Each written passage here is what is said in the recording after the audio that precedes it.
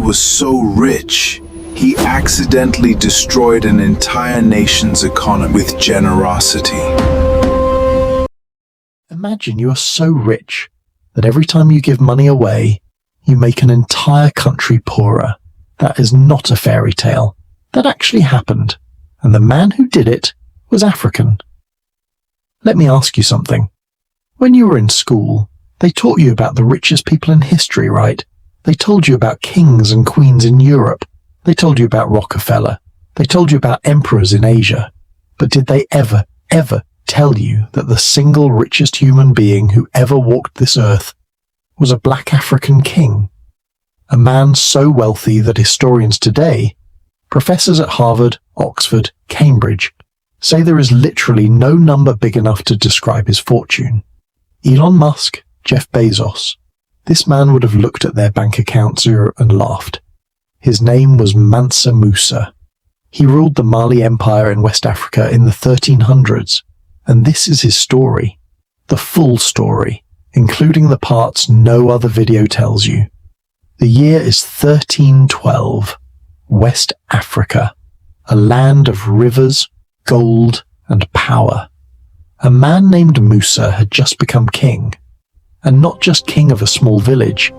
He became the ruler of the Mali Empire, one of the largest empires on earth at that time. An empire so big it covered modern-day Mali, Senegal, Gambia, Guinea, Ivory Coast, Ghana, Burkina Faso and Niger. All of that under one man. Now, how did he get the throne? This is where the story gets interesting. The king before Musa, his name was Abu Bakr II, was obsessed with one question. What is on the other side of the Atlantic Ocean? So Abu Bakr built 2,000 ships. 2,000. He loaded them with men and supplies, and he sailed west, into the unknown. None of them ever came back. Not a single ship, not a single man. Abu Bakr II was never seen again. And that is how Musa became king. He was left in charge while Abu Bakr explored. When Abu Bakr never returned, the empire became Musa's. Historians believe Musa was related to Sundiata Keita, the legendary founder of the Mali Empire. The same Sundiata whose own life story would later inspire the great oral epic still told by griots across West Africa today. So Musa did not just inherit a throne, he inherited a legacy, and he was about to take that legacy further than anyone imagined possible. By the time Mansa Musa had ruled for about 10 years, the Mali Empire was the wealthiest empire in the world. His land sat on top of the biggest gold deposits on earth. Historians believe that at its peak, Mali produced more than half of all the gold in the known world. Half of all the gold in the world. And Mansa Musa owned all of it. Now Musa was a devout Muslim, and every Muslim who can afford to is supposed to make a pilgrimage to Mecca. It is called the Hajj. So in 1324, Mansa Musa decided to go. But Musa did not just go. Musa did not pack a bag and book a trip. Musa assembled an entourage of 60,000 people. 60,000 people, all dressed in Persian silk, all carrying gold. He had 12,000 personal servants, each one carrying 4 pounds of gold bars, each servant 4 pounds of gold, 12,000 servants. He had 500 heralds, men who walked ahead of him waving golden staffs and wearing golden clothes. He had hundreds of camels, each one carrying between 50 and 300 pounds of gold dust. Riding beside him was his senior wife, Inari Kunals, who herself travelled with hundreds of her own attendants, because in the Mali Empire, royal women held real status and power, not just decoration. The entire procession stretched so far into the distance that you could not see the beginning from the end. His caravan crossed the Sahara Desert, crossed Libya, and arrived in Cairo, Egypt. And when Egypt saw Mansa Musa, Egypt could not believe its eyes. Here is the part of the story most people never hear. While Mansa Musa was busy giving away gold in Cairo, his empire was not just sitting still. Back home, Musa had left one of his generals in command, a general named Sagmandia. And while the king was on his religious pilgrimage, General Sagmandia did something extraordinary. He conquered an entire kingdom, the kingdom of Songhai, and its capital city, Gao. Gao was not small. The territory Sagmandia captured stretched for hundreds of miles. By the time Musa heard the news, his empire had grown by an enormous amount, without him lifting a sword. Musa was so thrilled by this victory that he changed his plans completely. Instead of going straight home, he detoured to Gao himself to personally accept the surrender of the Songhai king. He even took the king's 2 sons back to Mali with him, as a guarantee of loyalty. Now Mansa Musa controlled Gao. He controlled Timbuktu. He controlled trade routes stretching from the Atlantic Ocean to the heart of the Sahara. And when he finally made it home, he did not stop building. He started a construction campaign that would make his name immortal. When Mansa Musa arrived in Cairo, the Sultan of Egypt came out to greet him. Even the most powerful man in Egypt was stunned by what he saw. Musa was generous, incredibly, beautifully, almost recklessly generous. In Cairo, he gave gold to the poor, he gave gold to the merchants, he gave gold to the scholars, he gave gold to strangers on the street, he gave gold to everyone he met.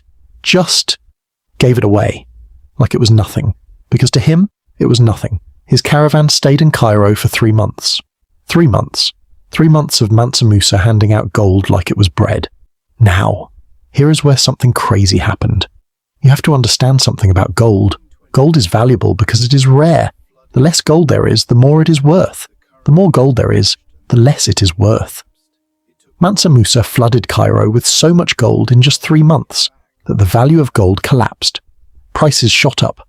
Merchants who had saved gold their whole lives suddenly found that their savings were almost worthless. The economy of Egypt went into a downward spiral. Arab historians recorded that Egypt's gold markets did not recover for 12 years. 12 years! After one man passed through, just passing through, on his way to Mecca. And the most extraordinary thing, Mansa Musa did not do this to hurt Egypt. He was just being generous. He was just sharing what he had. He had so much gold that he literally could not give it away fast enough.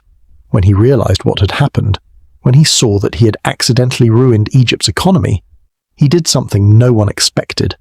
He borrowed gold back from Egyptian merchants at very high interest on purpose to take gold out of circulation and try to help Egypt recover.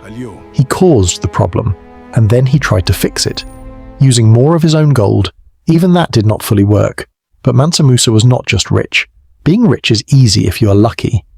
What made Mansa Musa extraordinary is what he did with his wealth. He did not hide it. He did not hoard it. He built with it. On his way back from Mecca, Musa met a poet and architect from Granada named Abu Ishaq al-Sahili. Musa was so impressed by him that he convinced him to come back to Mali and build. Al-Sahili designed grand mosques using burnt bricks, a building technique that had never been used in West Africa before. Together, Musa and his new architect built the Jingareba Mosque in Timbuktu and another great mosque in Gao. He built mosques, he built universities. He turned the city of Timbuktu into one of the greatest centers of learning in the world. Let that sink in. At a time when much of Europe was struggling through the Middle Ages, Timbuktu had universities. Timbuktu had libraries. Timbuktu had 25,000 students in the 1300s. The Sankore University in Timbuktu taught astronomy, mathematics, medicine, law, and history.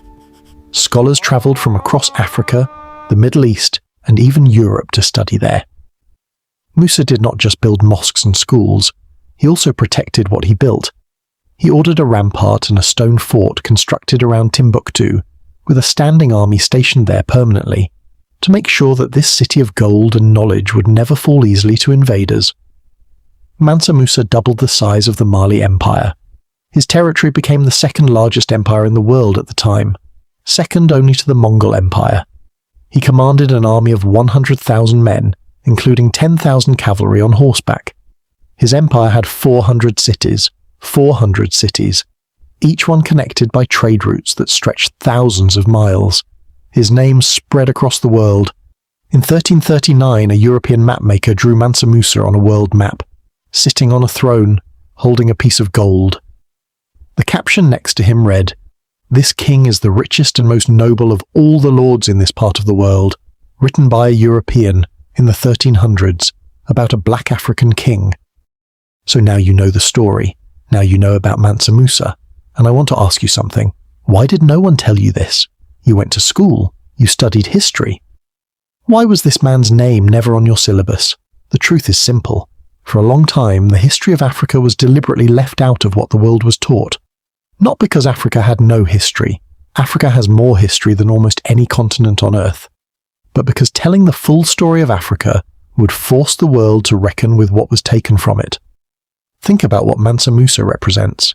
He represents an Africa that was not discovered by anyone. An Africa that was building universities while others were still learning architecture. An Africa that was trading gold across continents before the word globalization even existed.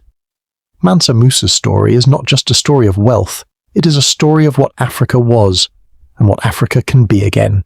Every African watching this video, every member of the diaspora, every black child who was ever told that their people had no history worth knowing, this video is for you.